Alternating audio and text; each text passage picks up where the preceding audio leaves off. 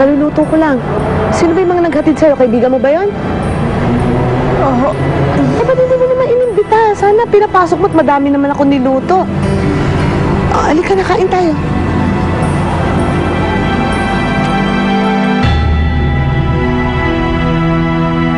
Seryoso ka ba, pare?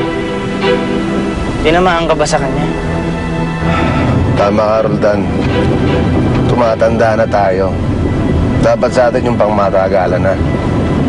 Saka dapat yung nasa bahay na lang para hindi na ako nahihirapan. Ano sinasabi mo? Imbis na ako yung lapit ng lapit, dalhin na natin siya sa bahay, hindi ba? Para na rin ako may aso nun. Isang tawag ko lang, isang ganong ko lang, nandyan na. Huwag na magtampo. Alam mo, mabait naman ako eh. Kung ano ang aso ko, aso mo rin. Di ba?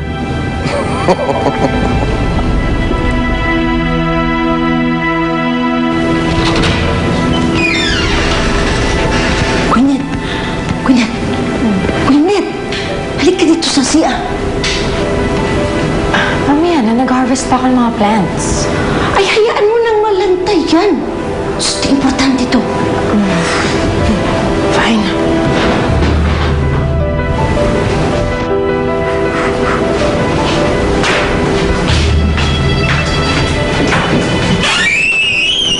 Narinig ko si Helen. Kausap si Dave. Pupunta raw dito bukas para bisitahin si Ninyo. So ano gagawin natin? Ituloy na natin yung plano natin na muntik nang hindi matuloy dahil sa Espanyolang hilaw na nanay ni Dave. Aakilin si Dave? Yes! Pero kailangan tulungan ka na ni Ninyo. Ha? Kunin tulong yan. Sige.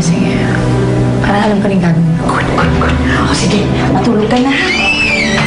Dito ka na magtanim ha. Para makaani tayo ng pera. Hindi naman nakakain yung vegetables na yan eh. Ha? Yes, ma. Oh. Kuya Nata, tulog. Kuya, tulog na.